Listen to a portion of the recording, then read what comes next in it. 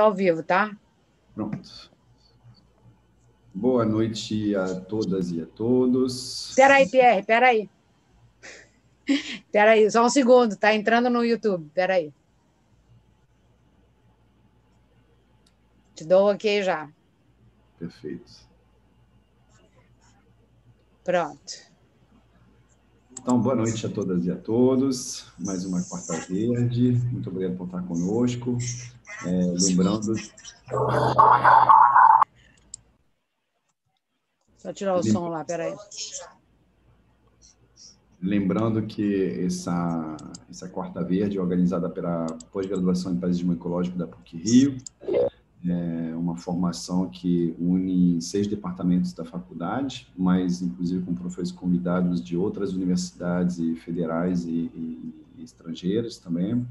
A gente une geografia, arquitetura, urbanismo, engenharia, biologia, ciências sociais, direito e ainda outras áreas afins, né? Então, vou pedir para todo mundo ligar as câmeras. Pode haver, na hora de fazer as perguntas, se a gente abrir o microfone, pode aparecer na câmera, mas o que está sendo gravado normalmente não pega as de todo mundo, mas se alguém tiver uma grande preocupação em não aparecer, pode desligar a câmera, mas é mais legal deixar a câmera ligada, a gente fica mais calor humano nessas condições, né?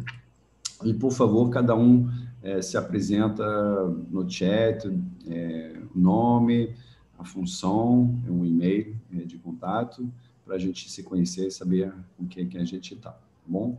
Muito obrigado. Cecília, te passo a palavra. Muito obrigado, Thiago, por estar com a gente. Gente, boa noite. Muito bom estar aqui com vocês. Muita gente conhecida, pessoal da turma, da pós-graduação, né? E muita gente que ficou amiga a partir dos encontros, né? Tem professor da pós aqui também. É muito legal. É muito bom estar aqui e super feliz de trazer um super especialista que ficou muito amigo, né? Viramos super amigos aí, começamos a nossa amizade nasceu num dia lá em Bruxelas. Não, foi Bruxelas ou Corunha? Eu já nem lembro mais. E aí Corunha. Aí eu abaixei, peguei semente, comecei a catar semente no chão, aí ele chegou rapidinho perto e a gente se conectou a partir das sementes, né? Porque ele é um alucinado por plantas, alucinado pelo Brasil, gosta demais dos nossos biomas, tá fazendo... ele está nos Açores no momento, né, lá no Pico, na Ilha do Pico, e trabalha em Bruxelas normalmente, né, lá na Comissão Europeia, e enfim, a gente tem essa conexão aí, essa paixão pela vida, né, Tiago, acho assim, pela biodiversidade. Então, a gente, assim, aliás, foi a última pessoa que eu estive antes do fechamento, antes de ficar aqui no sítio, ele estava aqui comigo, eu fui levar ele para o aeroporto, né, que ele saiu daqui, que eu estou aqui no interior, né, e aí ele veio aqui conhecer, e aí levei ele para o Rio para ele poder pegar a muamba dele e vir para o Galeão para voltar para Bruxelas.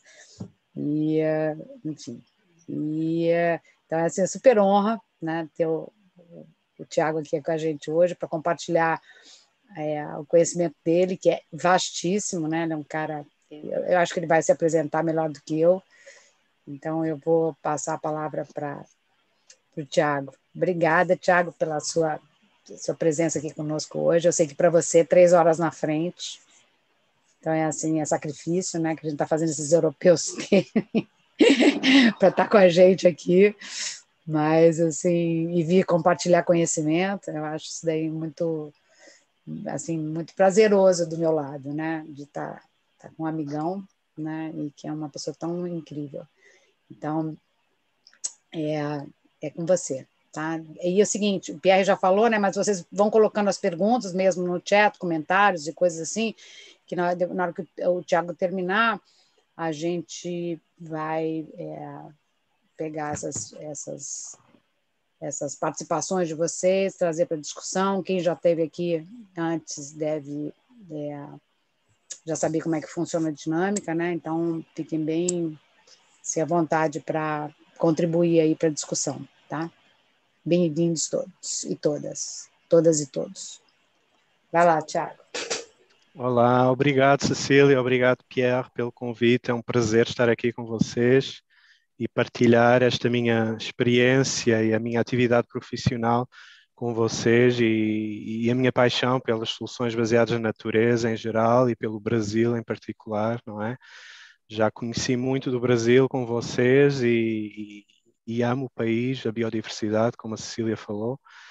E como ela disse, eu trabalho na Comissão Europeia em Bruxelas, na DGRTD, que quer dizer a Direção-Geral para a Pesquisa e Inovação. Portanto, é como se fosse um Ministério da Ciência da União Europeia, não é? E nós trabalhamos, a minha equipa, na minha unidade, trabalhamos com soluções baseadas na natureza e biodiversidade. A minha formação académica foi em Biologia Ambiental pela Universidade de Lisboa.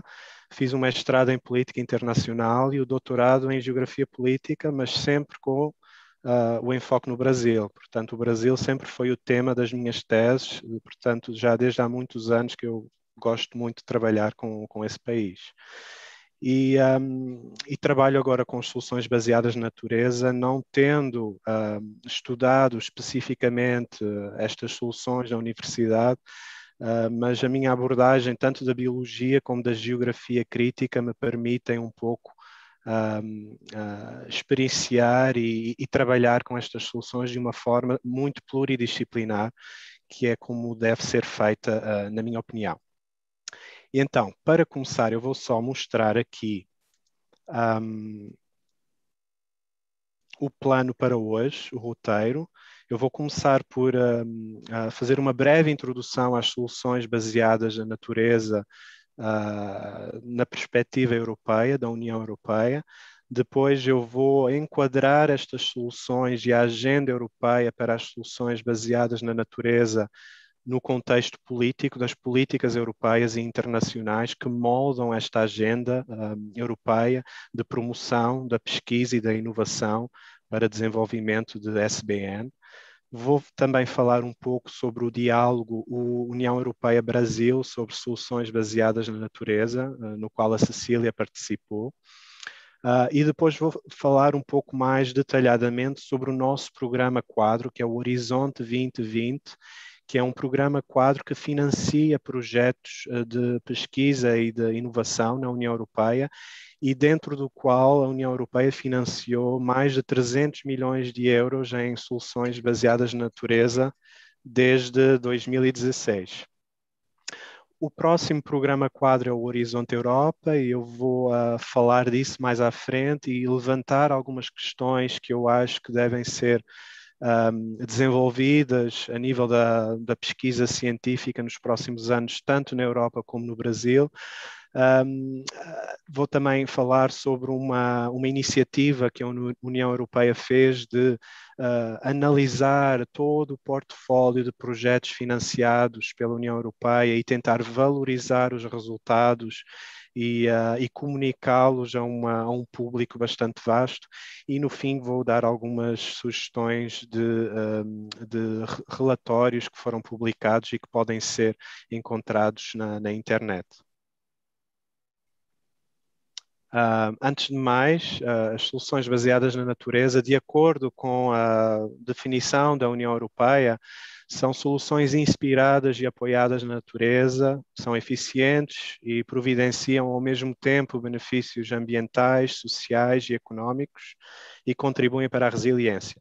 Portanto, estas soluções trazem mais natureza e processos naturais para as cidades, as paisagens rurais e costeiras e através de intervenções que são adaptadas ao contexto local, eficientes e sistémicas. Uma das questões muito importantes nas soluções baseadas na natureza é que elas promovem a biodiversidade.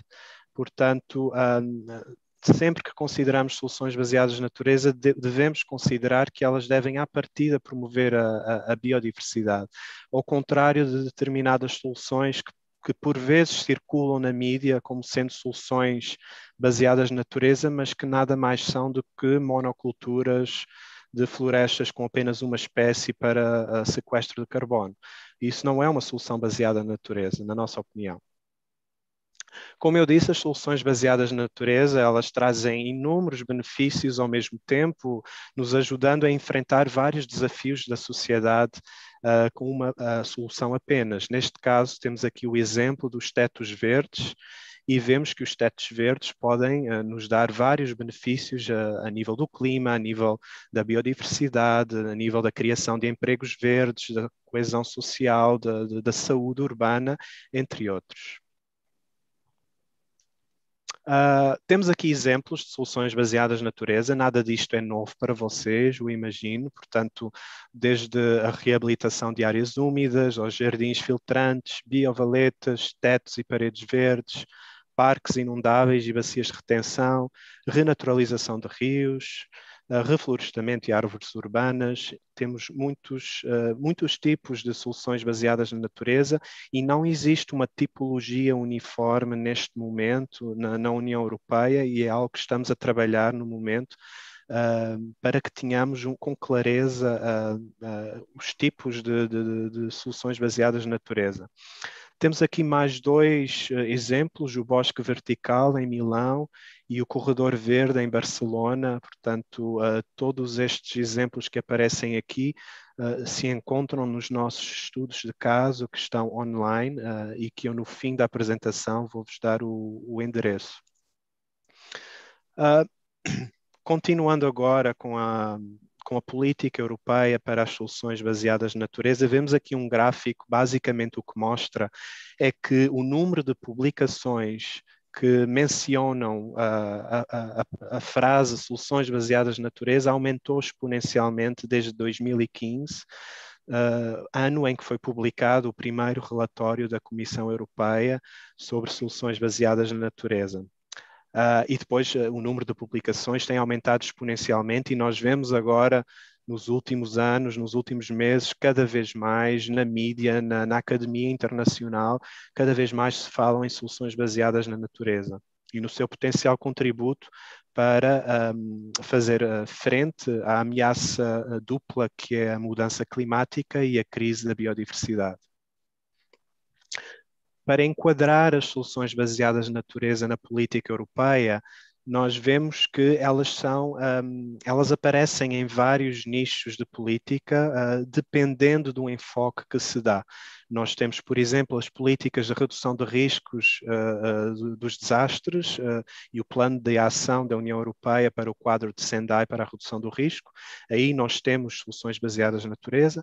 A nível da Estratégia Europeia de Adaptação às Mudanças Climáticas, a nível da Estratégia Europeia para a Biodiversidade até 2030, a nível da Diretiva Quadro da Água e da Diretiva das Inundações, a política de coesão e de cidades e territórios sustentáveis, e finalmente aqui a política onde eu me insiro e onde eu trabalho, da Direção-Geral da Pesquisa e Inovação, que são os programas Horizonte 2020, que financiam a pesquisa e a inovação em soluções baseadas na natureza, e o futuro programa Horizonte Europa, que começa este ano. Na nossa perspectiva, da perspectiva da inovação, estas soluções têm que ser localmente adaptadas, sistémicas e trazendo benefícios ambientais, sociais e económicos. E nós consideramos que a nossa abordagem é mais abrangente comparada com estas abordagens muito mais setoriais das outras políticas. A abordagem da pesquisa e inovação é muito mais sistémica. Um outro marco muito importante foi o Pacto Verde Europeu, que nos dá o quadro para a ação europeia a nível ambiental nos próximos anos. Foi através deste quadro que se delineou a nova Estratégia Europeia para a Adaptação às Mudanças Climáticas, a nova Estratégia Europeia da Biodiversidade e temos uma série de outras políticas que apareceram ou que foram melhoradas com este Pacto Verde Europeu do ano passado, entre elas a nível da poluição, a nível da economia circular, a nível dos transportes sustentáveis, a nível das metas para a redução das emissões de gases com efeito de estufa, entre outras. Portanto, o Pacto Verde Europeu, neste momento, molda toda a ação europeia no setor do ambiente.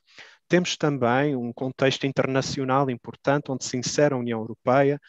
Temos a Convenção da Biodiversidade, das Nações Unidas para a Biodiversidade, e também a Convenção da Mudança Climática, os Objetivos do Milénio, o Habitat 3 e o framework, o quadro Sendai para a redução dos riscos de desastre.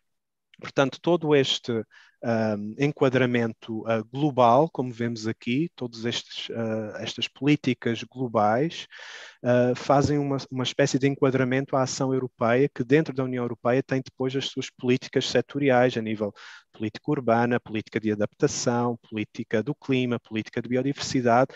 Tudo isto, de alguma forma, se liga a estas políticas globais. E depois nos Estados-membros, aqui o MS significa Member States, dentro de cada Estado-membro, Portugal, França, Espanha, temos depois a tradução de todas essas políticas aos contextos nacionais. Temos, por exemplo, os planos nacionais de adaptação, os planos nacionais de redução dos gases com efeito de estufa e por aí fora. Portanto, temos sempre esta política a 3 níveis, global, europeu e do Estado-membro. Peço desculpa, mas ok, vamos continuar. Só para dar um exemplo aqui dos Objetivos do Milénio, temos aqui uma série de estudos de caso de soluções baseadas na natureza por toda a Europa, em que cada uma ajuda a fazer face a um determinado objetivo do milénio. Portanto, como vocês veem, as soluções baseadas na natureza podem até ser consideradas como soluções que permitem, ao mesmo tempo, enfrentar vários objetivos do milénio, evitando conflitos, por exemplo, entre adaptação e mitigação, que é um conflito que surge muito no debate académico e na ação política. Quais são as medidas que devemos fazer para reduzir as emissões e de que forma é que essas medidas são ou não compatíveis com medidas para fazer adaptação à mudança climática. No nosso entender, as soluções baseadas na natureza permitem evitar precisamente esses conflitos, porque elas permitem ao mesmo tempo fazer as duas coisas e trazendo muitos outros benefícios, como o aumento da biodiversidade. Como eu já referi, dentro desta nossa agenda europeia para a promoção das soluções baseadas na natureza, nós temos muita atividade internacional, não só através da participação de universidades de outros países nos nossos projetos, mas também temos um diálogo específico com o Brasil sobre soluções baseadas na natureza. Vemos aqui o resultado do segundo diálogo com este relatório publicado em 2019, em que a Cecília foi coautora. E dentro deste relatório nós analisámos vários estudos de caso do Brasil, portanto vocês já devem ter visto isto antes, já devem ter esse relatório. Temos estudos de caso de todas as regiões do Brasil, de vários biomas, de soluções baseadas na natureza que enfrentam diferentes tipos de desafios. E nós vamos ter agora, em 2021, um novo relatório que será o resultado do terceiro diálogo com o Brasil sobre soluções baseadas na natureza. Finalmente, Cecília, não é? Nos próximos dias, talvez, vai ser publicado, que é sobre, em particular, os desafios da água. E é um livro editado com dezenas de autores, dos melhores autores possíveis, incluindo a Cecília, o Pierre e muitos outros autores brasileiros e internacionais que participam aqui neste livro. Falando em particular do Horizonte 2020, como eu já disse, é o programa quadro europeu que financia a pesquisa e a inovação na União Europeia. E desde 2016 foram financiados 300 milhões de euros em projetos de soluções baseadas na natureza. Só para ter aqui uma ideia, nós tivemos vários editais com vários temas e temos projetos sobre demonstração de soluções baseadas na natureza em cidades. Temos projetos que estudaram novos modelos de negócio para as SBN, projetos sobre a participação do setor dos seguros e das seguradoras na prevenção do risco através das SBN. Temos projetos com participação internacional, nomeadamente com a China e com o CELAC, incluindo aqui o projeto Conexus, que inclui parceiros brasileiros. Projetos de larga escala de demonstração de soluções baseadas na natureza para a redução do risco hidrometeorológico, entre outros. Como veem aqui, muitos projetos, e temos aqui mais projetos que virão agora em 2021, que eu ainda não posso divulgar os nomes. Portanto, é um portfólio em crescimento e com o novo programa Quadro Horizonte Europa vai crescer ainda mais, porque as soluções baseadas na natureza vão continuar a ser uma aposta. Para dar aqui algum exemplo de alguns projetos, temos aqui os 4 projetos de demonstração de soluções baseadas na natureza em cidades em 2016 e outros 4 em 2017. Em 2016, os projetos focam na resiliência climática e hídrica e os de 2017 na regeneração urbana, promoção do bem-estar e coesão social. E aqui vêm os parceiros que participam nesses projetos de demonstração em cidades, maioritariamente europeus, mas também alguns internacionais. Por exemplo, o projeto UNALAB tem demonstração nas cidades de Eindhoven, na Holanda, Génova, na Itália, e Tampere, na Finlândia. E vem aqui uma série de ferramentas inovadoras que este projeto criou. Todas elas aqui têm o link, portanto, se vocês tiverem acesso depois à apresentação PowerPoint, podem aceder a todas estas inovações. Eles criaram toolkits para a criação de soluções baseadas na natureza, uma arena de inovação chamada Open Nature, um quadro para a criação de living labs urbanos, um livro com explicações técnicas das soluções baseadas na natureza, enfim, toda uma série de ferramentas aqui que podem ser úteis para não só académicos, mas também e principalmente as autoridades locais, os municípios, os servidores locais, para terem um apoio na implementação de soluções baseadas na natureza. Aqui temos exemplos do que eles estão a fazer em Tampere. Estão a demonstrar soluções baseadas na natureza na cidade de Tampere, na Finlândia, aqui com jardins filtrantes, com a regeneração de um córrego, com áreas verdes e a participação das escolas que fazem também as crianças biomonitorização da fauna. Portanto, toda uma série de atividades aqui no Living Lab que eles criaram em Tampere. Temos aqui 3 projetos de soluções baseadas na natureza para a redução do risco hidrometeorológico e um 4º projeto que é relacionado, que é o NIAD, mas que foca sobre a participação do setor dos seguros, ou de que forma é que nós podemos trabalhar com a capacidade das soluções baseadas na natureza servirem como um seguro contra os riscos de causas naturais.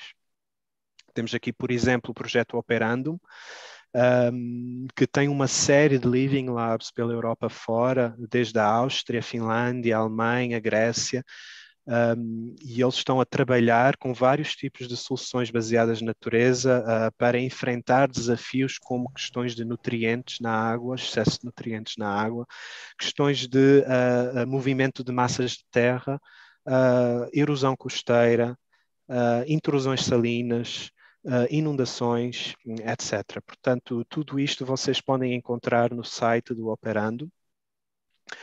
Nós temos também um relatório que foi publicado em 2017 que faz uma compilação dos indicadores e dos sistemas de monitoramento existentes para medir a eficácia das soluções baseadas na natureza em áreas urbanas.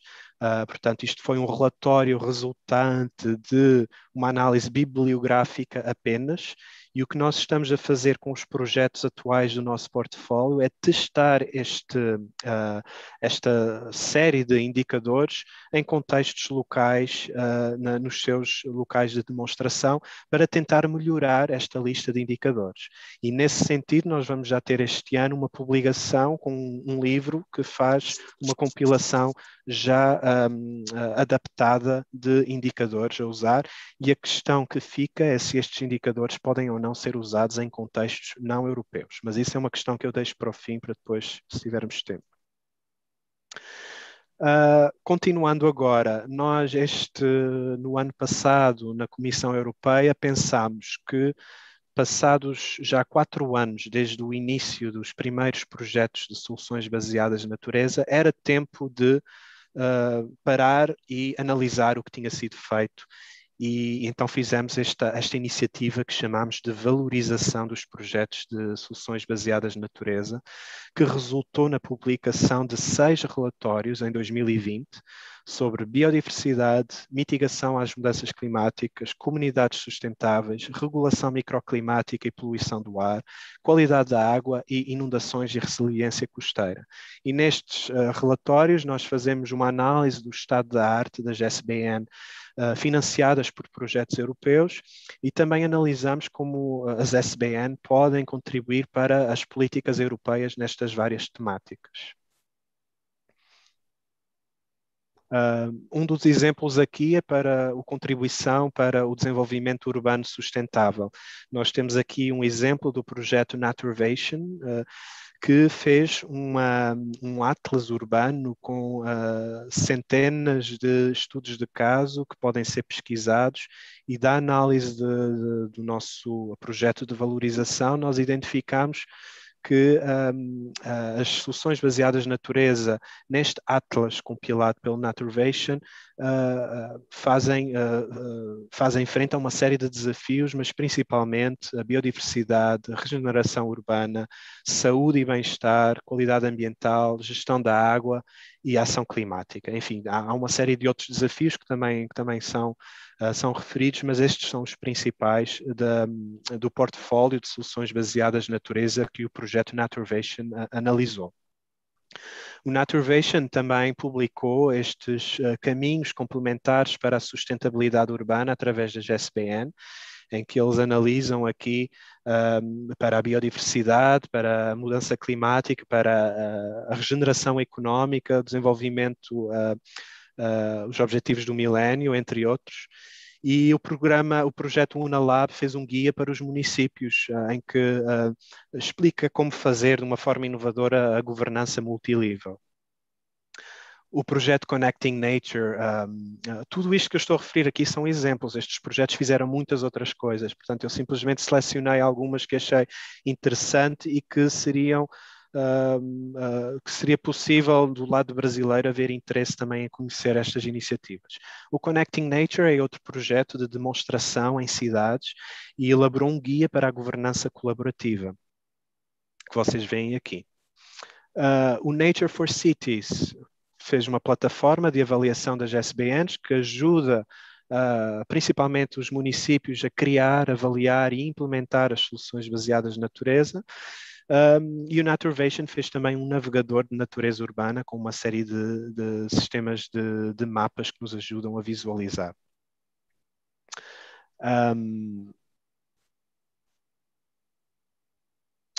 Indo agora a um exemplo muito particular que nós analisamos na valorização dos projetos, que é a mitigação da mudança climática. Portanto, nos nossos relatórios e da série de projetos que foram analisados, nós identificamos que as soluções baseadas na natureza podem e geralmente são mencionadas como contribuindo para a mitigação através do sequestro ou redução de emissões de gases com efeito de estufa. De fato, as soluções baseadas na natureza podem conservar, restaurar ou melhorar florestas, alagados, terrenos agrícolas e assim reduzindo emissões ou removendo emissões da atmosfera. Temos aqui ações como reflorestação, conservação florestal, agricultura de conservação, restauração de alagados costeiros, restauração e conservação de turfeiras, que são todas ações no âmbito das SBN que podem ser incluídas em programas de mitigação das mudanças climáticas. E temos aqui o exemplo de um programa de 75 milhões de euros em Portugal, que tem um enfoque no sequestro do carbono e que vai restaurar 5.000 quilómetros de floresta ripária e de cursos de água através de SBN. Para além do objetivo do sequestro de carbono, estas SBN vão também prevenir os fogos florestais, a erosão do solo, as secas, as inundações e aumentam a biodiversidade e a qualidade da água. Uma outra questão importante na mitigação da mudança climática é a redução do consumo de energia. De fato, soluções baseadas na natureza, como tetos verdes ou paredes verdes, elas podem melhorar o conforto termal desde a escala do edifício até à do bairro e e também podem criar um ambiente que facilite o transporte ativo. Por exemplo, uma rua com sombras, com árvores, vai ser muito mais aprazível usar a bicicleta do que uma rua concretada sem árvores, em que as pessoas estão ao sol, inclemente do verão. Portanto, temos estes dois tipos aqui de SBN que contribuem para a redução do consumo de energia. E tendo em conta que 10% do consumo elétrico global é usado para o ar-condicionado e arrefecimento e que isto será 3 vezes mais em 2050. Portanto, aí nós vemos um papel muito importante, potencial das soluções baseadas na natureza, na mitigação e através da redução do consumo de energia. Aqui também vemos que há uma ligação interessante entre adaptação e mitigação, porque esta mesma questão do conforto térmico é também uma questão de adaptação. Com as mudanças climáticas, esta questão vai ser muito mais impactante, especialmente nas zonas urbanas, e através do sombreamento e dos corredores de ventilação conferidos por áreas verdes, paredes e tetos verdes, as SBN podem melhorar o conforto térmico e reduzir a ilha do calor urbano. Os projetos já identificaram uma série de fatores que são importantes na eficácia das soluções baseadas na natureza para a redução do efeito de ilha de calor urbano.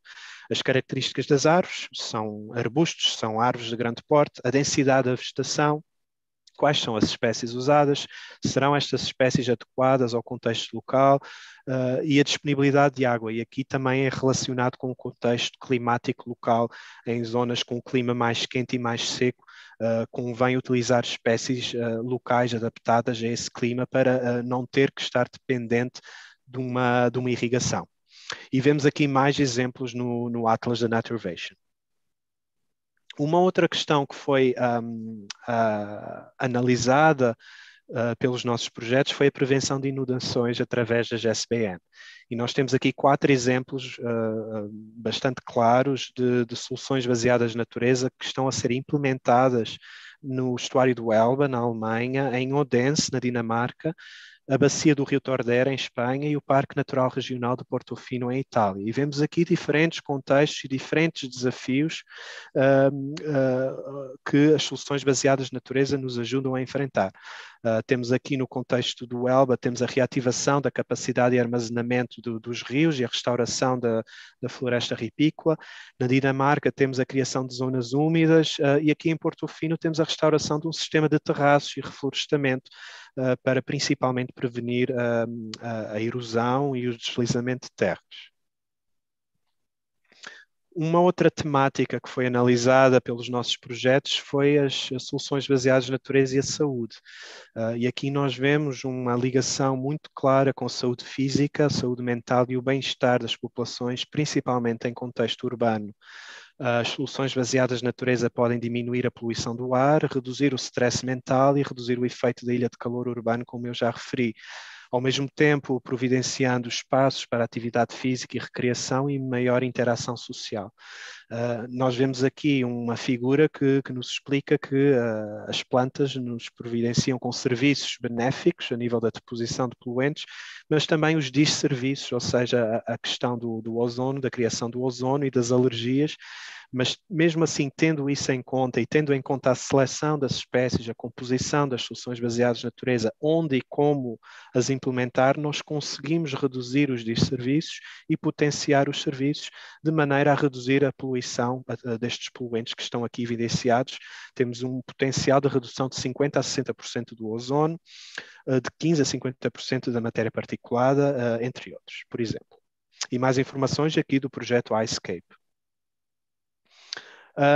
Como eu já disse, o próximo programa quadro será o Horizonte Europa e o primeiro programa do Horizonte Europa vai ser publicado muito em breve. Eu já posso adiantar que nós vamos ter várias temáticas, vários editais sobre soluções baseadas na natureza no primeiro programa de 2021-2022. Portanto, nós analisamos, de acordo com este relatório da valorização das soluções baseadas na natureza, nós pedimos aos peritos para fazerem uma análise de quais são as falhas atualmente existentes, quais são os vazios a nível da pesquisa científica que ainda existem, que devem ser colmatados no próximo programa quadro. E estas são várias questões que foram aqui elencadas e que nós as transformamos em editais no próximo programa quadro, a nível das terapias de base natural, a sociopolítica das SBN, educação para as SBN, a economia das SBN, o setor dos seguros e as SBN, e vários tópicos sobre a agroecologia e a agrofloresta. Isto aqui no cluster 6, que é o cluster da agricultura e dos recursos naturais. O cluster 3 do Horizonte Europa tem um enfoque mais nas questões de segurança. E aí temos também tópicos sobre soluções baseadas na natureza para a segurança e resiliência urbana. No Horizonte Europa vamos ter também várias missões que vão muito além da pesquisa e inovação e vão até a implementação em contextos locais, e vamos ter missões sobre adaptação à mudança climática, missões sobre os solos, os oceanos e as cidades. Estas missões, todas elas beneficiam de soluções baseadas na natureza, como vocês devem imaginar, e neste momento nós estamos a trabalhar com a missão adaptação no sentido de criar sinergias e complementaridades com o cluster 6 aqui, com estes tópicos que vão ser publicados, e tentar criar aqui, tentar fazer face a outras questões que não estão aqui incluídas, como as secas e como a gestão da água, através da missão adaptação. Portanto, como vocês veem, há aqui um puzzle, um quadro multifacetado de várias iniciativas, dentro das quais nós podemos incluir as soluções baseadas na natureza. E, finalmente, temos as parcerias. As parcerias são parcerias entre os Estados-membros e a Comissão Europeia, incluindo setores de amparo à pesquisa nos Estados-membros, que financiam pesquisa científica nos Estados-membros, em colaboração com a Comissão Europeia, utilizando um orçamento comum em temas de interesse comum, e neste caso vamos ter um da biodiversidade e uma parceria da agroecologia em 2023 e 2024. Tendo em conta este contexto e o que ainda existe, que não está ainda esclarecido e que merece mais apoio de pesquisa e inovação, eu elenquei aqui algumas questões-chave para os próximos anos, tanto para a agenda europeia científica de soluções baseadas na natureza, mas também para o Brasil e para outros contextos, porque eu acho que estas questões permeiam as fronteiras geográficas. Antes de mais, o enfoque no trabalho transdisciplinar. As soluções baseadas na natureza devem incluir e só poderão ser eficientes e eficazes quando incluem uma série de atores e de epistemologias que trabalham em conjunto no sentido de desenvolver soluções comuns e visões comuns de natureza, não obstante as diferentes tradições científicas. Portanto, quando nós temos paisagistas, arquitetos, ecólogos, agrónomos a trabalhar em conjunto nas soluções baseadas na natureza, não é fácil. Não quer dizer que até agora tenhamos feito isso da melhor forma, mas isto é uma questão que nós tencionamos a desenvolver nos próximos anos e através dos nossos projetos. Uma outra questão também relacionada é de fomentar o trabalho intersetorial e integrar as SBN nos vários instrumentos de ação política e administrativa e nos vários setores de atividade. É muito fácil dizer isto, mas na prática isto é muito difícil de implementar. E os nossos projetos de investigação e de pesquisa, tirando os projetos de demonstração, que fazem demonstração no local, nos locais e que trabalham com as administrações municipais, não temos muita pesquisa sobre como fazer isto de uma forma inovadora e como estabelecer estas pontes entre setores e entre instrumentos de política e de administração. Portanto, nós queremos também desenvolver isto no futuro e tendo em conta aqui também uma questão fundamental, que é a questão dos conflitos de uso da terra, que são fundamentais no contexto europeu, porque o espaço existente nas cidades europeias para a criação de SBN é limitado. Portanto, a criação de SBN vai implicar sempre uma escolha, por exemplo, entre fazer um desenvolvimento de um prédio, desenvolvimento imobiliário, ou então criar uma área verde. Portanto, isso é uma questão que existe sempre e que nos municípios é muito difícil de convencer as autoridades políticas de que as soluções baseadas na natureza poderão trazer mais benefícios do que o concreto, por exemplo. Relacionado com isso, nós temos a questão dos valores e percepções ligados à natureza, tanto em contexto urbano como em contexto rural. E aqui eu falo da inclusão de disciplinas como a ecologia política, a antropologia, a sociologia, a questão dos estudos do género também, de que forma é que as mulheres percepcionam os lugares verdes, as SBN, nas cidades, por exemplo. Portanto, isto são tudo questões que não foram muito desenvolvidas no atual portfólio de projetos e que eu espero que neste novo Horizonte Europa e no futuro consigamos ter cada vez mais projetos que incluem estas questões do que o que é a natureza para a população de uma determinada cidade, qual é a natureza que aquela população quer e precisa, qual é a diferença entre isso e um contexto rural em que certamente a visão da natureza vai ser diferente. Portanto, estas questões têm que ser também detalhadas mediante o envolvimento de ciências sociais, principalmente, e ciências económicas. Relativamente a isso, temos também a questão da inclusão social, das minorias, da participação cívica, da criação de empregos e da prevenção da gentrificação. Portanto, todas estas questões nós esperamos que vão ser analisadas no tópico sobre a sociopolítica de SBN, e são questões que não foram ainda resolvidas, que não estão sendo resolvidas, que vão muito além desta última questão que eu tenho aqui, que é do financiamento das SBN e da valorização dos serviços ecossistémicos, da tal criação dos modelos de negócio para as SBN, para que o setor privado invista em SBN e que o setor público consiga encontrar mecanismos de financiamento sustentáveis das SBN, é muito além da economia. É por isso que eu falo aqui da gentrificação, é por isso que eu falo dos valores, das percepções, do género, das minorias, portanto, é muito além da economia.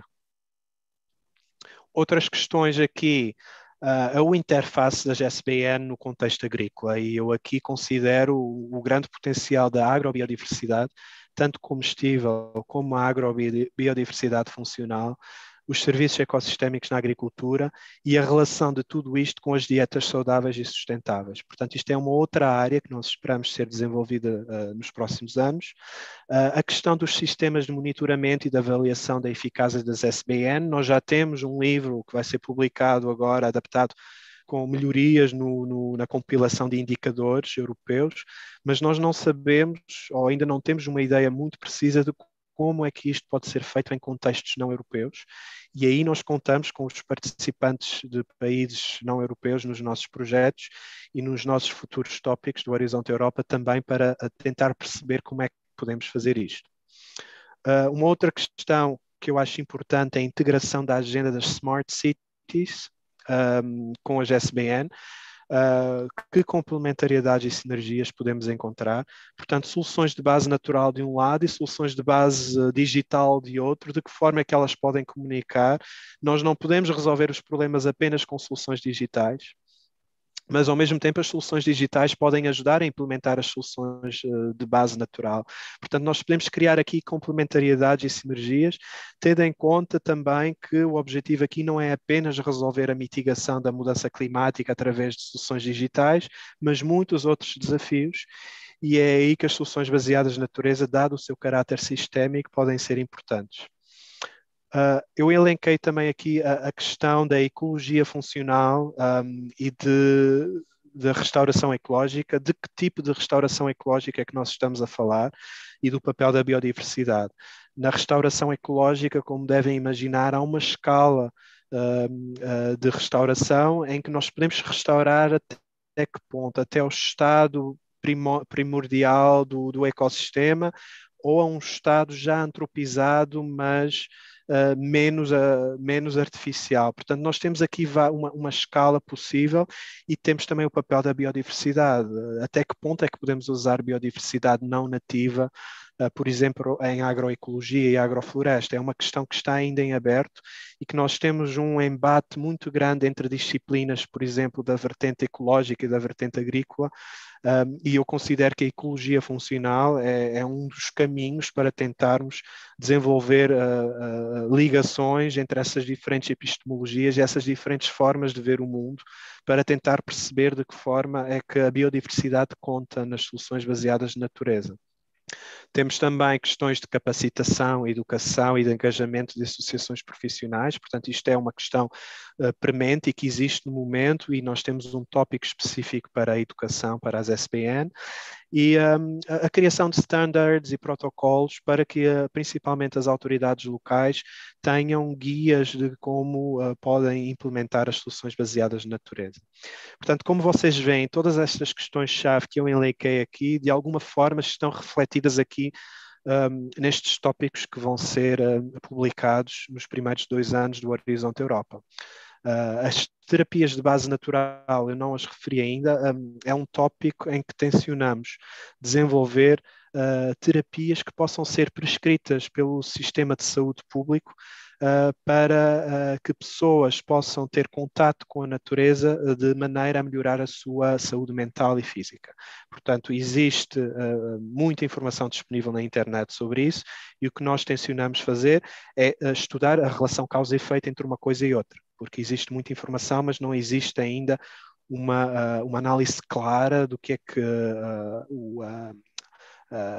a participação das pessoas nas soluções baseadas na natureza e o contato com a natureza pode provocar a nível da saúde mental. Portanto, nós temos um tópico especificamente para isso. Portanto, é isto a nível do Horizonte Europa. Tenho aqui alguns exemplos de soluções baseadas na natureza do projeto Nature for Cities. Tenho aqui alguma leitura adicional que vocês podem pesquisar, não só o relatório do estado da arte, das soluções baseadas na natureza, mas também um relatório do CORDIS, que é um elenco dos projetos que foram financiados pela União Europeia. Temos um infográfico produzido sobre os projetos financiados e aqui os vários desafios que as soluções baseadas na natureza ajudam a enfrentar. E temos também uma série de estudos de caso no OPLA, que é o Repositório Europeu de Soluções Baseadas na Natureza. Vem aqui o link, em que temos estudos de caso de várias cidades europeias.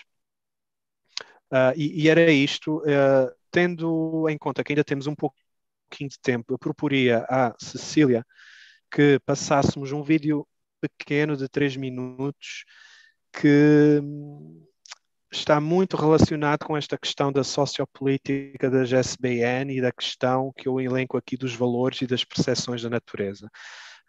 Eu não sei se a Cecília e o Pierre querem dizer alguma coisa antes de passar esse vídeo ou se posso passar já diretamente. Pode passar. Eu acho que é interessante você passar, porque isso daí dá também assim, uma reflexão sobre a visão, né? A visão das pessoas frente à biodiversidade dentro da cidade. Acho que é bem ilustrativo. Tá, eu vou passar então, eu espero que dê para ouvir. Você vai ver, na hora de compartilhar, tem uma opção embaixo à esquerda para botar o áudio também. Não sei se você viu. A gente já testou isso antes. Então tá bom. Perfeito. Vamos tentar então. Então, só para um contexto, este vídeo foi feito em 2018 em São Paulo, na Praça das Araucárias. Eu fiz o vídeo com o meu amigo e amigo de muitos de vós, Ricardo Cardim, que estava aqui a explicar o projeto da Praça das Araucárias, e estávamos falando da dificuldade que o projeto teve com o município, com a administração municipal. Foi um projeto basicamente que se desenvolveu mediante a ação de populares, sem intervenção e sem ajuda nenhuma do município, mas ao mesmo tempo era um município que também não facilitava o desenvolvimento do projeto e, por exemplo, não limpava as áreas comuns aqui e havia muito lixo. Então nós estávamos a falar sobre isso e de repente vimos um grupo de funcionários da prefeitura, eu não sei, no Brasil chama-se garis, que fazem a limpeza do lixo, não é? Garis ou guris? Garis. E gari então, aqui no Rio. Eu vou pôr o vídeo aqui.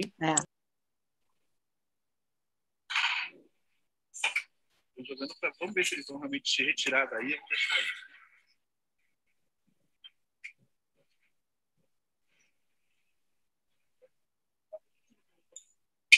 Já agora vamos só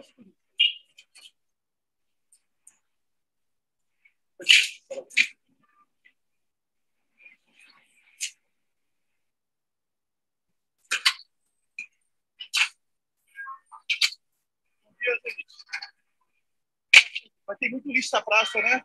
Demais, demais. Vocês chegam a limpar aí dentro, tudo? Consegue limpar aqui dentro? Não. Isso daí é outra equipe. É outra equipe, vocês não podem limpar? Não, a gente não pode limpar. Nem aqui, nem ali, doutor. Você sabe quem é a equipe que limpa aí? Vocês vão ter que ligar para 156. Não, só para saber só para de curiosidade mesmo, porque a gente passa aqui sempre. Aí falou, eu vejo assim, que vocês limpam direitinho as calçadas, né? Isso. Mas aqui continua sempre sujo. Aqui ninguém limpa. Você acha que tem alguém que limpa aqui mesmo? Porque tem a equipe de poda, de casa, de jardinagem, tá? Seria o pessoal de jardinagem que faria isso. Mas vocês, a limpeza de rua, ninguém entra aqui. Não. Quem trabalha só via, não. O Lago da Batata vocês também não limpam? Também. Não, o Lago da Batata a gente limpa. Então, mas isso eu acho engraçado. Lá não é uma praça que nem aqui também? Lago? Mas só que lá não tem, assim, não é arborizado. Você tem árvore, não pode limpar, então tá pela pé. Engraçado, né? Vai entender. Se vocês fazem uma falta aqui, né? Claro. O trabalho de vocês E depois também tem outra coisa. Eles colocaram um tipo de folhagem nessa praça aqui que não é um correto. É uma folhagem que ela retém lixo, ela segura o lixo. Entendi, segura o lixo. O papel voar, ela segura. Ah, o certo era ser grama, então. Eu ainda, quando eu comecei, eu não varria. Quando eu comecei a varrer essa rua, esse pedaço aqui era só papel por das frentes do mar. Eu que fui catucando, não posso fazer, mas eu fui catucando até tirar. Que bom.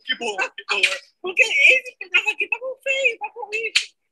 Mas você acha bonito com árvore assim? Eu prefere grama? Eu prefiro grama. Ao invés desse monte de galho que eles plantaram aí, umas mudas de planta que não tem nada a ver. Entendi. Porque esse tipo de muda é para plantar assim, tipo assim, marginal, sabe? Não é para floresta, não é para cidade, não, né? Não. Entendi. Tinha que ser um outro tipo de planta. Mais coisa arbustinho, assim? Com certeza. Entendi. Mas, poxa, obrigado pela força aí. Obrigado, bom trabalho. Bom trabalho. Então, eu penso que ficou claro aqui que existem visões diferentes de como uma SBN deve ser ou pode ser, o que é que constitui uma área verde de qualidade. Muitas pessoas pensam que deve ser uma área com grama, com plantas exóticas muito perfeita, e quando vemos aqui um ecossistema de floresta complexo, acaba por ser visto como algo que não é uma área verde de qualidade.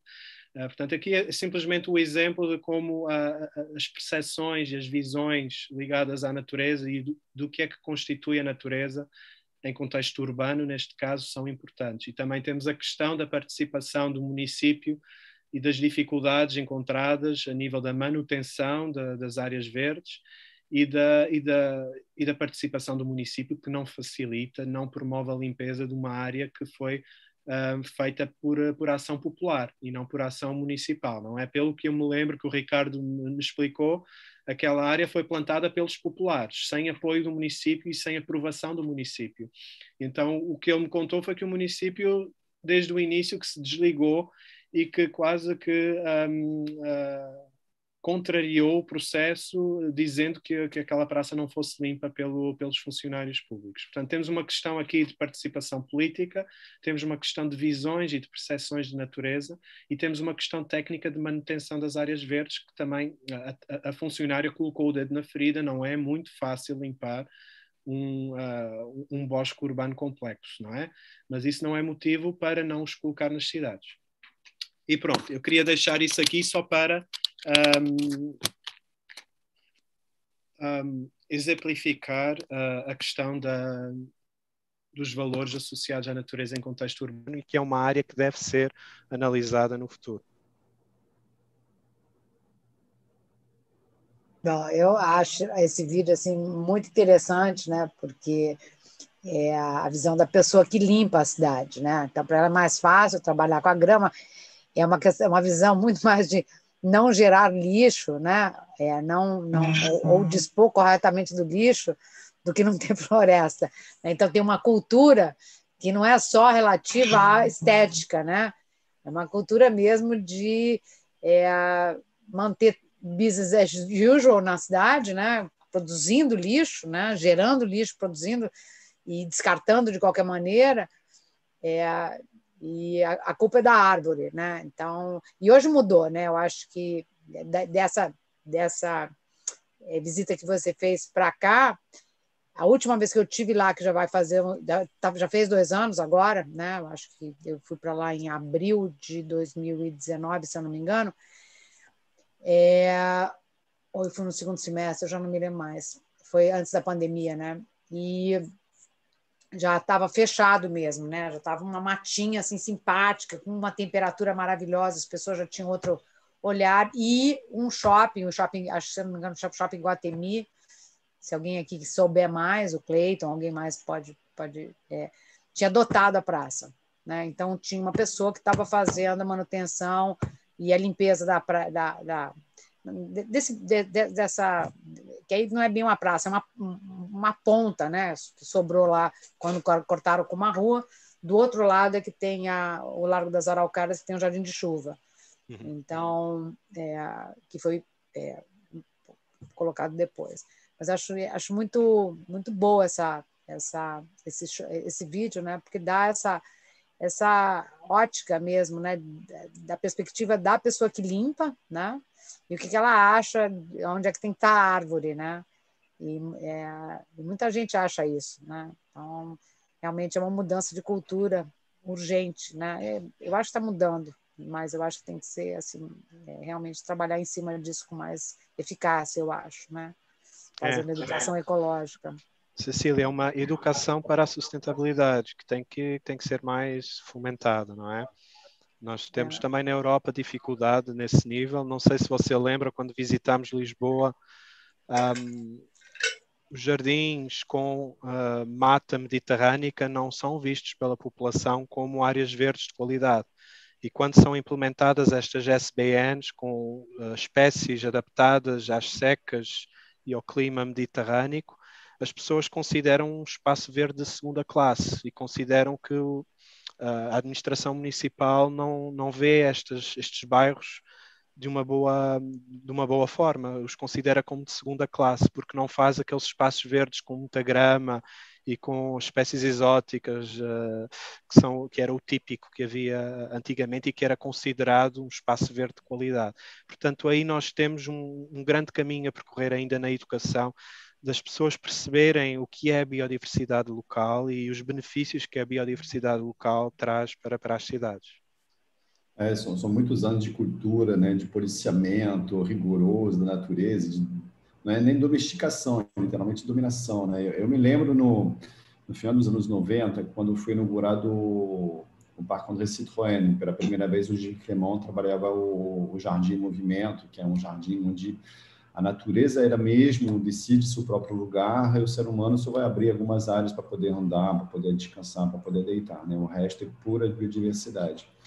E o telefone da Prefeitura de Paris, coisa que pegou fogo de tanta gente ligando, dizendo, mas vem cá, você tirou o canteiro de obra, mas ainda não acabou, ainda está em obra, né? Está cheio de mato. As pessoas não entendiam que aquilo ali, e olha só, final dos anos 90, né? Mais de 20 anos, e ainda tem, né, pessoas relutando. Então, tem um trabalho muito profundo de educação, né? E a gente precisa realmente que todo mundo possa entender isso, né? E isso eu acho que é emergencial a gente explicar o valor da natureza. Tem gente que não entende o que a biodiversidade é importante, que não faz ideia, que acha que a biodiversidade é uma coisa romântica, né? Que são borboletas, que são passarinhos, mas que a gente, no fundo a gente não precisa, né? Que a agricultura industrial, ela vai suprindo essas demandas e etc, né? A gente está com um colapso, acho que muita gente não tem ideia de o quanto a cidade precisa ser um vetor da mudança, né? Porque a gente... A partir da cidade, a gente foi tirando a fronteira com os ecossistemas nativos, a gente foi estendendo nossos campos e a natureza ficou um limite longe, né, remoto, que hoje, inclusive, a gente tem as unidades de conservação que viraram zoológicos de biodiversidade, enquanto o resto é tudo transformado. A gente precisa agora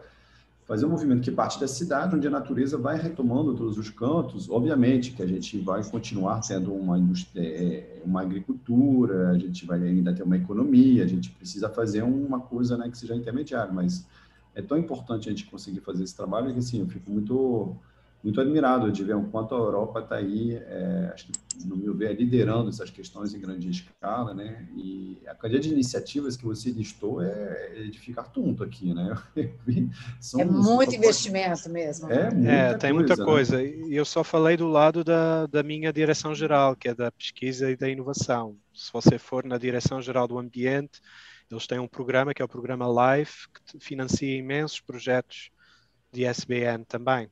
Se for à Direção-Geral do Desenvolvimento Regional, através dos fundos da coesão, também já existem muitos projetos regionais e transfronteiriços entre vários Estados-membros de restauração ecológica de rios, por exemplo, ou de SBN intermunicipal e interregional.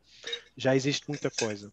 E nós nem conseguimos elencar e compilar tudo o que existe quando fizemos a valorização dos projetos. Nós tentámos nos basear apenas naqueles que estão no nosso âmbito da pesquisa e da inovação, mas existe muito mais. E imagino que no Brasil seja também semelhante, existe cada vez mais iniciativas interessantes. E a nível da educação, e já respondendo aqui a uma questão da Luísa Serafim, a questão da educação é complicada na Europa porque não é da competência da União Europeia, é da competência dos Estados-membros. Ou seja, a União Europeia não pode decidir relativamente à educação, são os Estados-membros que têm competência nacional para isso. É uma daquelas questões que é difícil na Europa. Mas mesmo assim, nós, através dos nossos projetos, nós estamos a testar um quadro de competências europeu para a educação para a sustentabilidade, que vai ser publicado nos próximos meses, e estamos tentando colocar em contato um network de iniciativas e de escolas europeias e professores para criar este quadro de competências de educação para a sustentabilidade. Portanto, isso vai avançar. E tem também aqui uma pergunta sobre a participação ativa do poder público na implementação de parques urbanos, da Thaís, de Barros Pimentel. Na União Europeia, pelo menos dos países que eu conheço, principalmente é a nível municipal. São as autoridades municipais, a prefeitura, que se encarrega da manutenção e da criação dos espaços verdes, e o que eu vejo nos últimos anos, cada vez mais, é a utilização do verde como arma política, ou seja, as autarquias quase que competem para ver qual é a mais verde. Qual é o prefeito mais verde que cria mais parques e mais ciclovias, porque está na moda e porque dá votos, principalmente em zonas urbanas.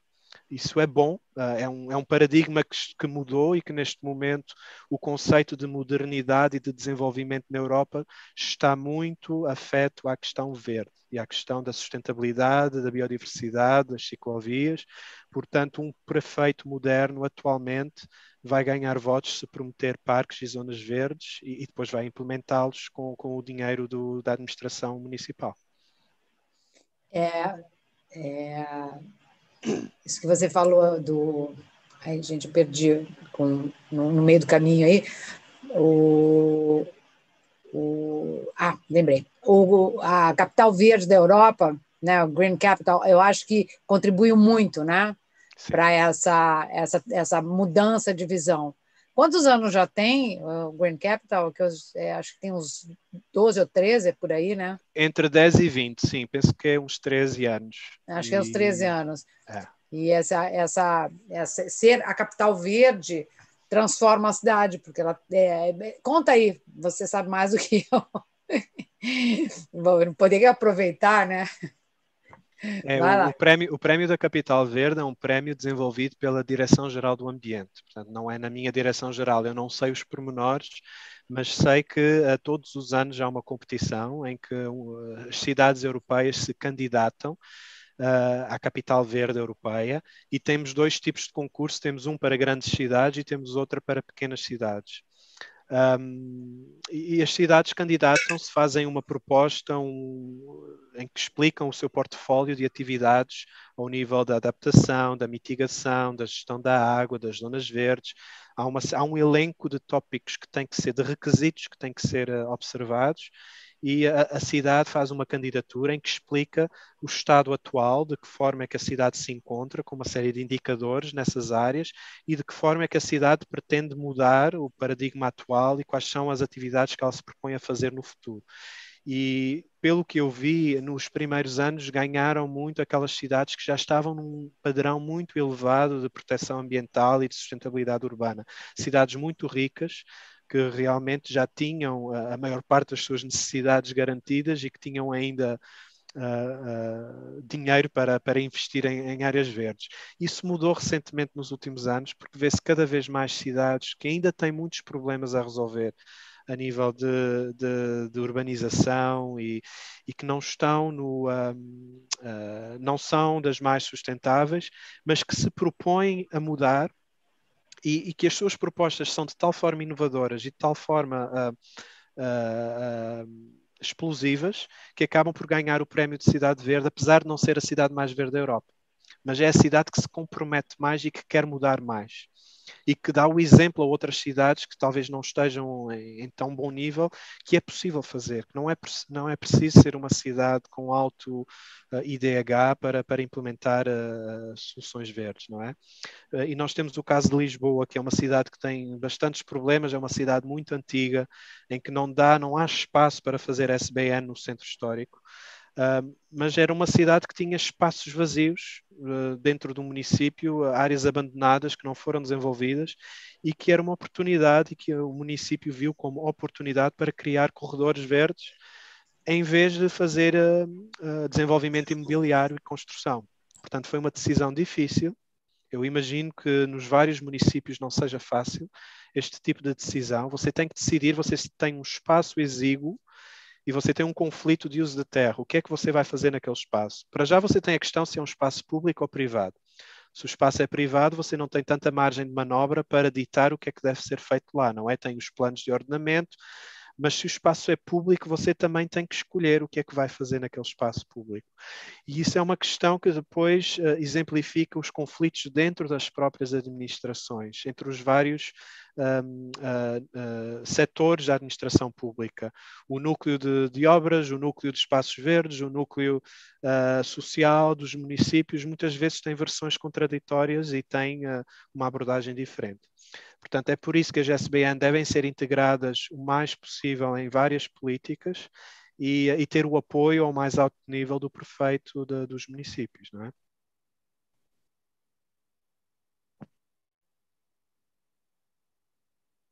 Tem várias perguntas aqui no chat e eu acho que seria legal a gente priorizá-las, não? Tem uma pergunta sobre o Rio Tietê e o Rio Pinheiros. Eu acho que o Tietê vai ser mais difícil, mas penso que o Rio Pinheiros já vai ser revitalizado, não é? Ou já está sendo, não é? E será mais fácil fazer o Pinheiros porque é uma porção mais limitada antes de desaguar no Tietê, não é? Eu não sei, eu não conheço São Paulo assim tão bem, mas pelo que eu sei há muitas iniciativas. Ouvi falar de muitas iniciativas, mas não tenho visto muita implementação ainda. Não sei o que é que se passa.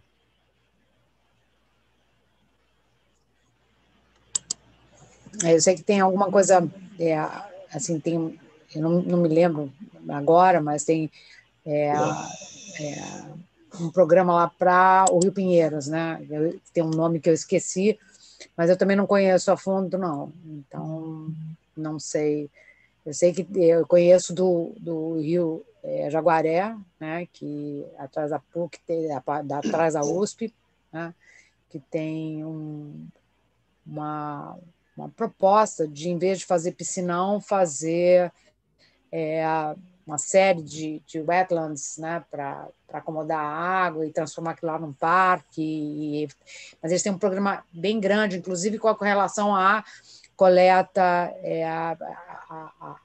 não só coleta, mas a tratamento da questão do lixo, né? Então, a educação ambiental, então eles têm Essa proposta foi feita lá pela engenharia, que chama FTCH, que é uma fundação mas eram engenheiros hard mesmo, de Piscinão, e o Lab Verde, né, com o Paulo Pellegrino pelo lado mas não foi um trabalho assim integrado entre eles, mas, enfim, fizeram todas as contas de engenharia para saber que funcionaria tão bem quanto o Piscinão.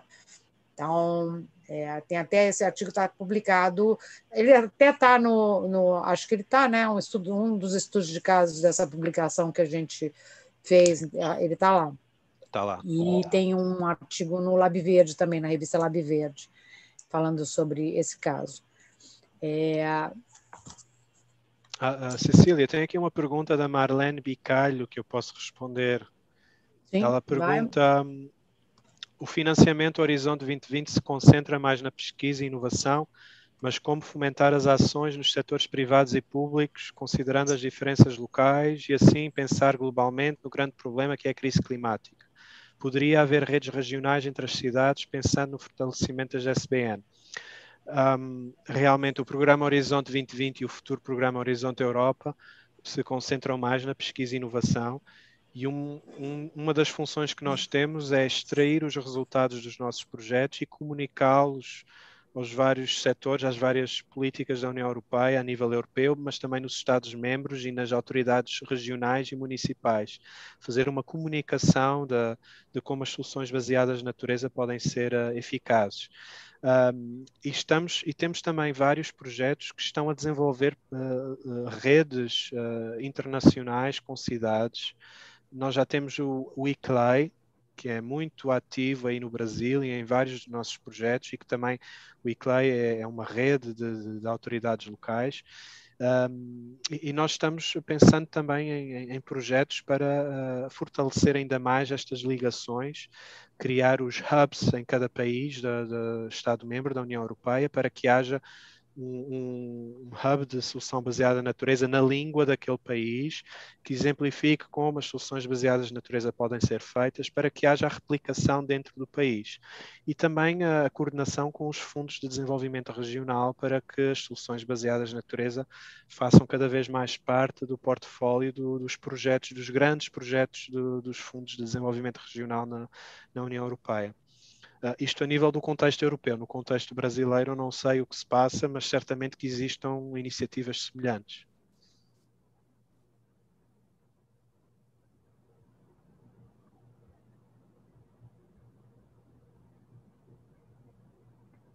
O novo Rio Pinheiros está com a implementação muito adiantada, em que a Thaís está falando.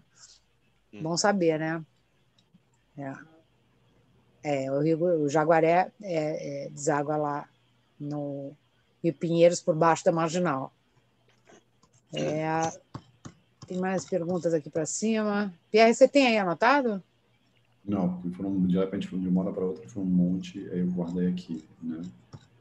Eu posso identificar aqui uma rapidamente, da Bianca Brasil. Ela pergunta: sendo biólogo, como você vê a problemática das espécies exóticas invasoras e a homogeneização biótica?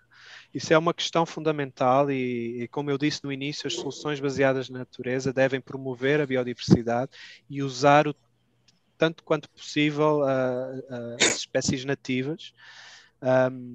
E isso é uma questão que está ainda, que cria muitos conflitos ainda dentro da União Europeia, e imagino que no Brasil também. Existe uma comunidade muito hardcore de ecologistas que trabalham na restauração ecológica de uma forma muito, eu diria, climática, porque eles pensam na restauração dos ecossistemas tendo em vista chegar ao ecossistema primordial em que estava no seu clímax, não é?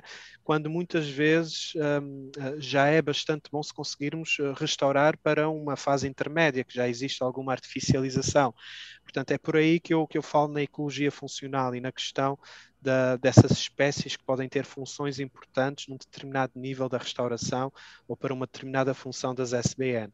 Mas, como regra geral, eu diria privilegiar as espécies nativas, que estão mais adaptadas ao contexto climático local, mas eu não fecho a porta completamente à utilização de espécies não nativas num contexto de restauração não climática e num contexto de artificialização quase completa atual do mundo, em que é muito difícil encontrar um ecossistema pristino. O que é um ecossistema pristino atualmente no século XXI? Não existe. Portanto, qual é o grau de pode-se dizer pristinidade? Não sei. Portanto, isso é uma discussão muito forte, que eu não vou entrar por aí, mas como biólogo eu estou um bocadinho a meio da discussão, privilegiando um pouco mais a parte nativa do que a parte exótica, mas eu compreendo os dois lados. Esse é um grande debate, né, que ainda vai render muita conversa, né, porque o ser humano está há 15 mil anos modificando tudo, né? Então, de 15 mil anos para cá, a gente não pode dizer por exemplo, a Amazônia já tem dados que comprovam que é uma grande agrofloresta que está sendo cultivada pelos índios há 15 mil anos, né? E tem registro de terra preta em grande superfície dela, indícios de frutíferas ao longo do rio, onde tem os povos ribeirinhos, estão tentando um favorecimento das espécies ali, né? Então, se a gente voltar mais para trás, aí o clima já muda.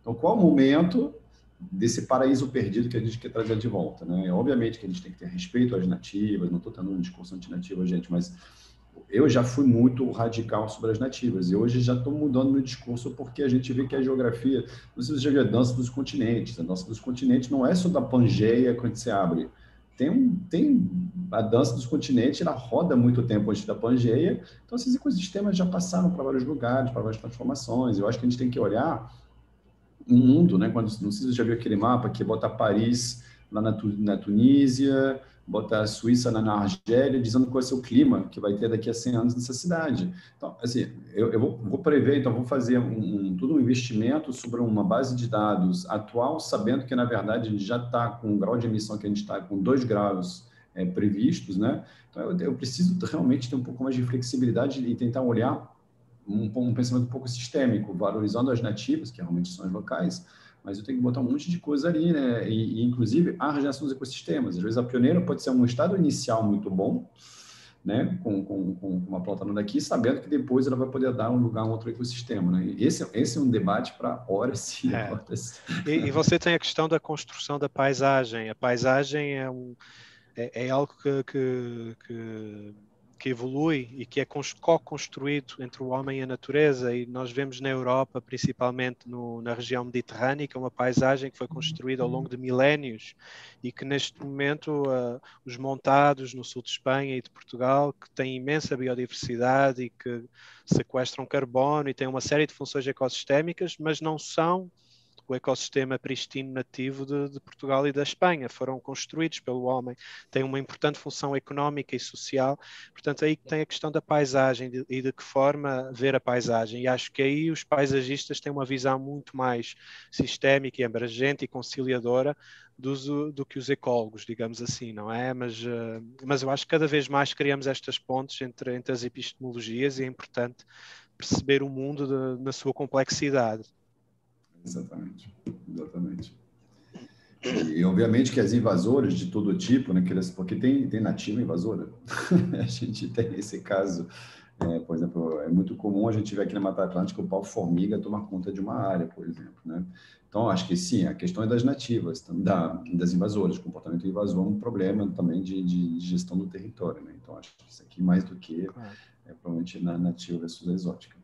Mas eu acho que isso aqui não existe uma resposta, existem várias entradas sobre o tema, eu acho que é isso, né? E se você for ver a agroecologia e a agrofloresta, se você não puder plantar mamão, porque o mamão não é nativo, você não pode plantar batata, não pode plantar, enfim, 90% dos alimentos que consome porque não são nativos, não é? Portanto, chegamos a esse extremo. Obviamente que isto é uma caricatura, mas os agroecossistemas também evoluíram com o tempo e não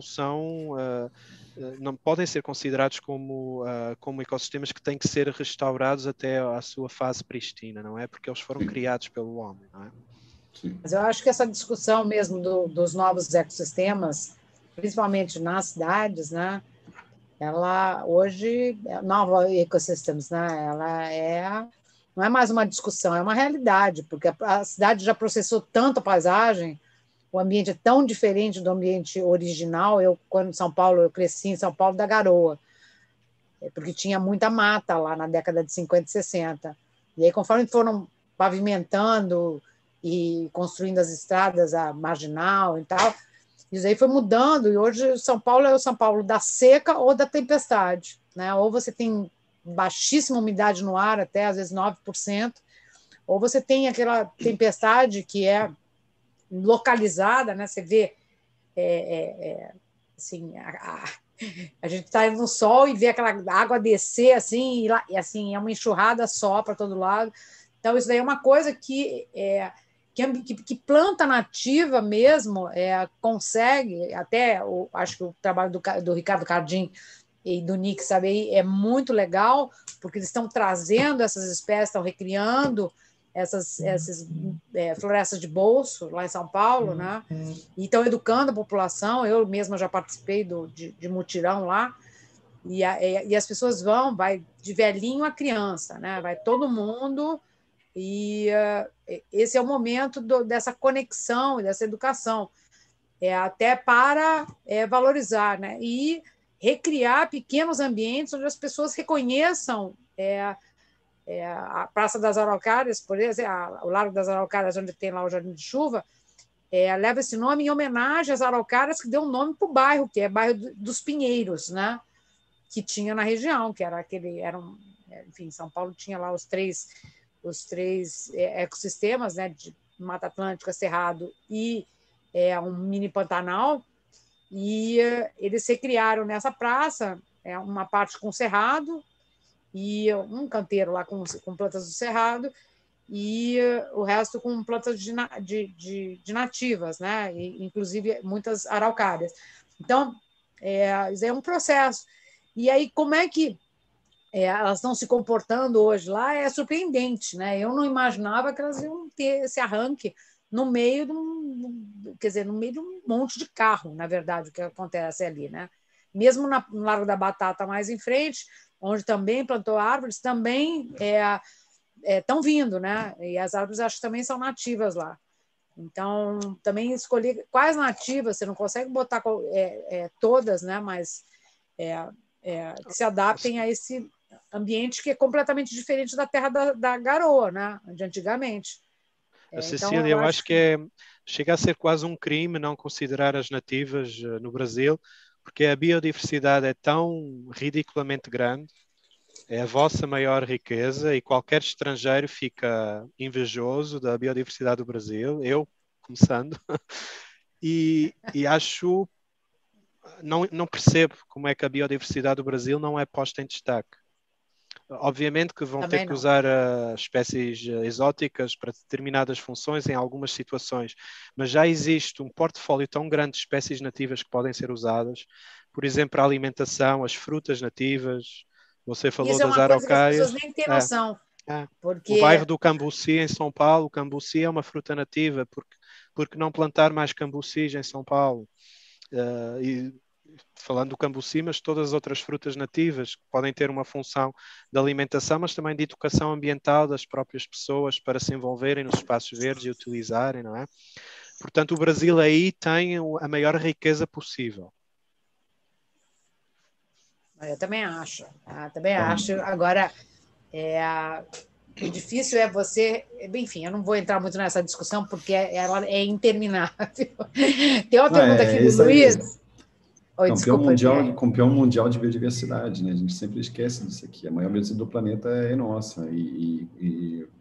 Assim, a Mata Atlântica, por exemplo, tem uma biodiversidade comparável com a da Amazônia. Isso aqui ninguém sabe disso, né? Acho que é maior que a da Amazônia até. O problema é que o PIB... Aqui, aliás, a gente está aqui com o Cleiton Lino, que... para falar de biodiversidade, com ele, né? Porque ele é presidente da Reserva da Biosfera. É presidente que chama? Eu não sei como é que é o nome do cargo, mas ele é o cabeça da Reserva da Biosfera, está aqui conosco hoje. Então, falando em biodiversidade, temos aqui o super representante para falar da Mata Atlântica. Ele até abriu a câmera. Muito bem, Cleiton. Posso obrigada. Dar um palpite? Que essa aqui é uma super honra, né? De vez em quando ele está por aqui. Primeiro, parabéns aí. Realmente, essa discussão é central para a gente agora. Sou respondendo, você é presidente da Reserva da Biosfera da Mata Atlântica, e que envolve aí os 17 estados, sou arquiteto de origem, certo? E apaixonado pela biologia também. Mas, e aí, só, se me permite comentários rapidinhos, umas perguntas, aproveitar aí vocês. Porque tem coisas, a gente tem levantamentos, por exemplo, que fizemos no caso de Recife, por exemplo. Qual era a percepção da população sobre as áreas naturais existentes? Aí os parques, as praças, etc. Então, assim. E a gente viu uma série de coisas. Esse videozinho aí do nosso colega Ricardo Cardim é ótimo nesse sentido também, que coloca essa coisa da percepção. Então, eu acho que nós precisamos trabalhar isso, porque, por exemplo, nos levantamentos a gente viu assim, a área verde é a área perigosa, ou seja, não se trata simplesmente de uma questão de estética ou de biologia. Às vezes é considerado perigoso. Por quê? Por problemas mesmo de segurança, estrupo, depósito de coisas, questão, às vezes, de tráfico, etc. Assim. Segundo, tem essa questão, essa visão da questão da limpeza, certo? E a limpeza, isso vem desde a área rural. Se você pegar áreas rurais, o terreiro da casa é varrido, efetivamente, porque tem também uma questão de segurança e uma questão de, vamos falar assim, civilização, certo? Aqui tem a civilização, o resto é mato, né? E isso foi transportado para as cidades brasileiras de uma maneira muito forte. Essa coisa dos quintais todos ladrilhados, cimentados, etc. Ou seja, pode parte de uma questão cultural. A questão da estética também, né? Lembrar que o que tem na cidade, as pessoas não veem como vem uma floresta. Os caras vão fazer ecoturismo, vão nas florestas, nos parques, etc., com uma expectativa. Na cidade é a visão do jardim. Então, a gente tem que trazer, e o jardim, para a gente, muita influência francesa, influência europeia, basicamente, né? Foi construída assim e criou uma estética. Então, quando você chega e coloca lá um matinho, como coloca as florestas de bolso, fala que cadê aquela estética, aquela beleza, etc., tal assim, né? Mas isso, como disse a Cecília, vem mudando bastante. Então, eu acho que aí, na verdade, essa discussão é uma discussão essencialmente cultural, né? Então, a gente vai ter que trabalhar muito nisso, na questão da cultura. E, por último, eu não queria ocupar tempo que não, mas tem essa questão da importância das nativas, além de sua multifuncionalidade ecológica, etc., na cidade, ela tem um papel educativo, de a hora que as pessoas veem uma bela araucária ali na cidade, a hora que vem uma frutífera interessante, nativa, e assim por diante, isso traz a discussão e a questão de reconexão do cidadão, do morador da cidade, também na proteção da Mata Atlântica como um todo, do Cerrado como um todo, e assim por diante.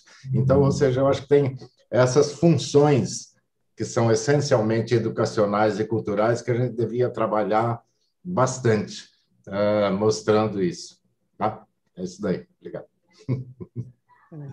Beleza, Cleiton. Obrigada pela sua intervenção aí. A gente está chegando no finalzinho, tem uma pergunta aqui do Luiz, é sobre a questão costeira, elevação do nível do mar e tal. Se você puder responder só essa aí para a gente fechar. Tá. Só muito rápido, uma questão anterior de uma pessoa que perguntou sobre a participação de brasileiros no Horizonte Europa. Infelizmente vai ser como no Horizonte 2020, ou seja, não há financiamento europeu para participantes brasileiros, mas os participantes brasileiros podem obter o seu próprio financiamento através das fundações de amparo à pesquisa. Temos, por exemplo, a FAPESP participando em alguns dos projetos. Mas infelizmente o Brasil vai continuar sendo considerado um país de médio desenvolvimento que não pode beneficiar de investimento direto europeu no Horizonte Europa. mas obviamente que os participantes brasileiros podem sempre participar mediante trazerem o seu próprio orçamento.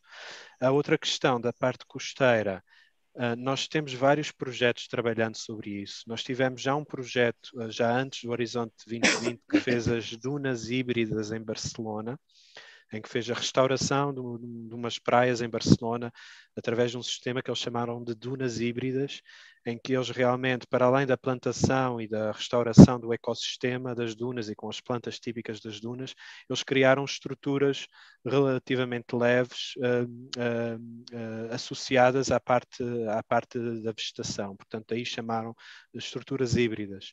E temos vários projetos neste momento trabalhando na restauração de estuários, de rios e de alagados costeiros. Não temos grandes projetos neste momento sobre restauração de dunas, por exemplo.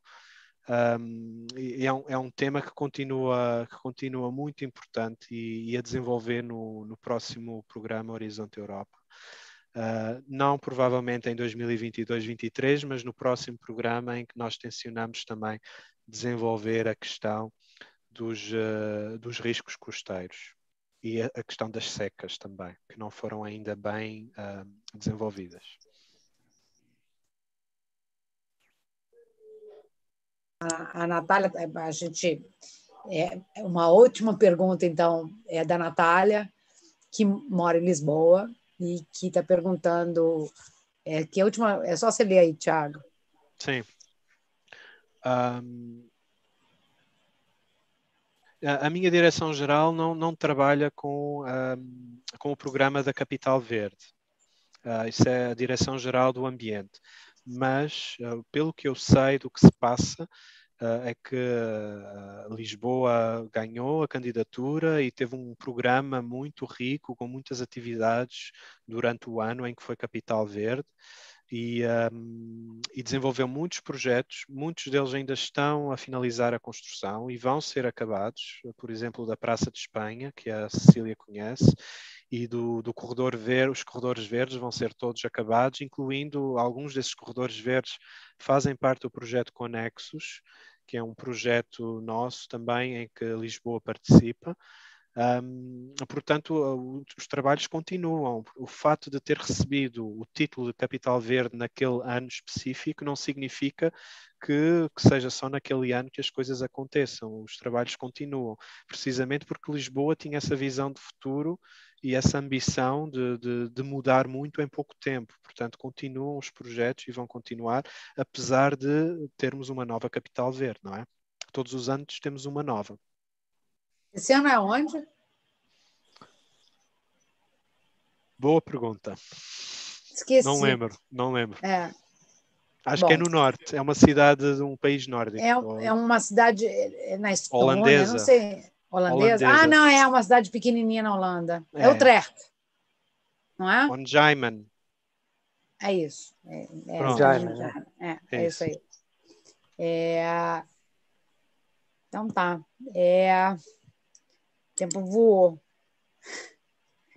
Voou mesmo, assim, passou muito rápido. Para quem ainda não deixou aqui o nome e contato para a gente poder depois entrar em contato, faça isso, por favor. A gente quer saber de onde vocês são também, para quem a gente não conhece, principalmente. E agradecer muito, né, ao Thiago. O Thiago, você quer dar uma última palavra aí?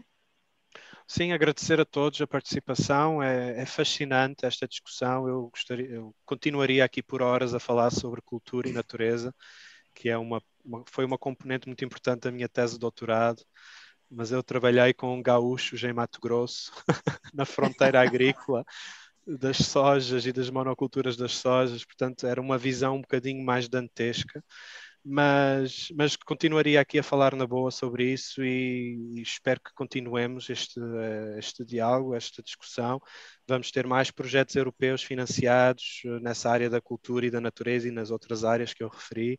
Portanto, ainda não terminamos, nem nunca vamos terminar. É um processo que não acaba e temos muito pela frente.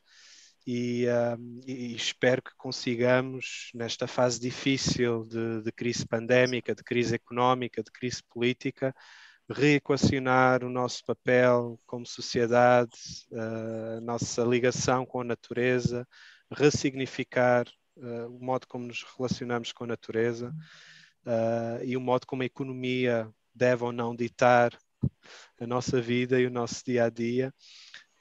Portanto, temos um grande trabalho pela frente e é muito bom estar aqui com vocês e poder partilhar esta visão, que foi muito, digamos, burocrática, porque eu estou a representar a Comissão Europeia, mas não deixo também de ter uma base académica. Como académico, também gosto muito de falar sobre estas questões com vocês, e especialmente sendo o Brasil o meu país de eleição. Obrigado a todos. Se quiserem mandar um e-mail, estão à vontade, e a apresentação PowerPoint com todos os links também pode ser disponibilizada.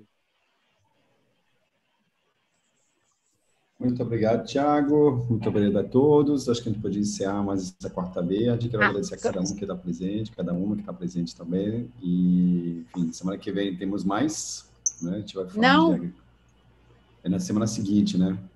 Não, agora na próxima quarta-feira eu vou fazer sozinha, porque você vai estar trabalhando, aí eu vou botar um vídeo, vou abrir para quem tiver, é uma quarta verde informal, é só para conversa, aí todo mundo abre o microfone, aí é diferente.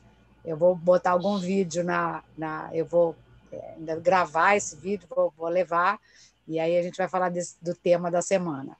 Então, eu fico fazendo esse intervalo. O próximo agora é só a Anuc, dia 5 de maio, a Anuc Barcá. A gente divulga na hora.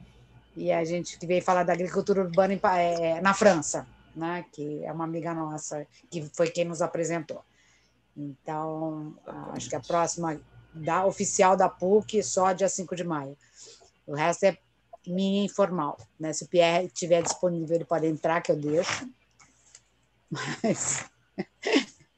quem quiser entrar, eu deixo. É abertaça, né? É totalmente diferente. E aí a gente discute os temas da semana. E eu queria falar... e também, gente, a gente tem 15 webinários, para quem não sabe, a gente tem 15 webinários no canal do YouTube da pós-graduação em paisagismo ecológico da PUC, Rio, que rolou ano passado durante 4 meses. Inclusive veio o Duarte Mata, que é lá da Prefeitura de Lisboa, e falou sobre a Capital Verde, para quem tiver mais interesse sobre isso. Ele falou sobre isso naquele encontro, que eu acho que o Tiago estava junto, né, Tiago? E foi até o Tiago que me apresentou o Duarte, então assim a gente vai fazendo uma rede. E é isso. E aí tem também, no meu canal YouTube, também tem vários microvídeos, assim, super rápidos, temáticos, mostrando livros, enfim, assim, compartilhando mesmo o conhecimento, né? Eu acho experiência, conhecimento, na medida que a gente vai conseguindo, a gente vai fazendo, né? E aguardem que, acho que esse ano ainda a gente vai ter novidades legais. Tá? Super obrigada. Tiago, é maravilhoso estar contigo aqui, né? Mais uma vez falando do nosso tema obsessivo, né? Que é as SBN. A gente tem assim meio monotemático, a gente fala disso de várias maneiras, mas a gente está sempre rodando em cima desse tema, né?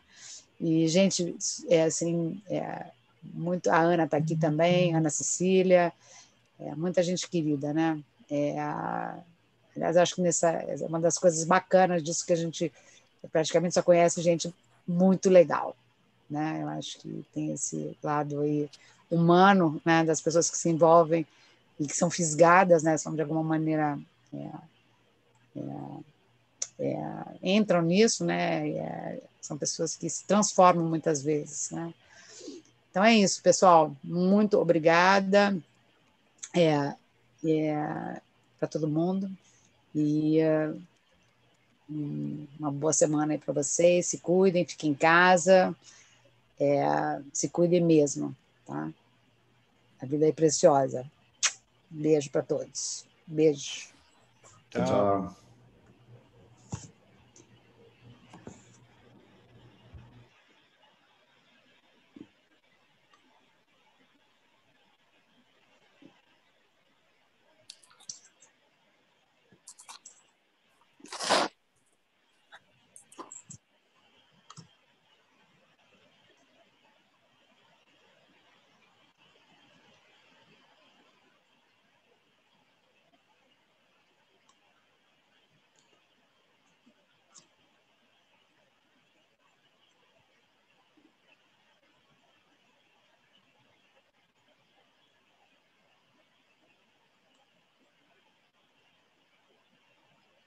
Bom, é isso, Thiago.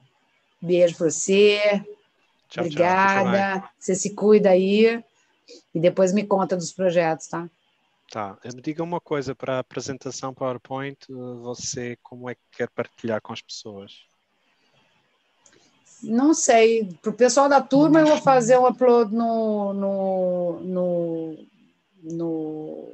Moodle lá da disciplina. Agora, a gente de fora vai ter que entrar em contato de alguma maneira, né? Porque tá é o único jeito jeito aqui de saber. O chat. Tá. Eu passo o chat para você quando baixar aqui. Tá bom. Tá? Ok. Obrigado, então. Então, você fique bem, tá? Tá, você também. Tchau, Você é tchau. muito precioso. Tchau. Obrigado, você também. Tchau.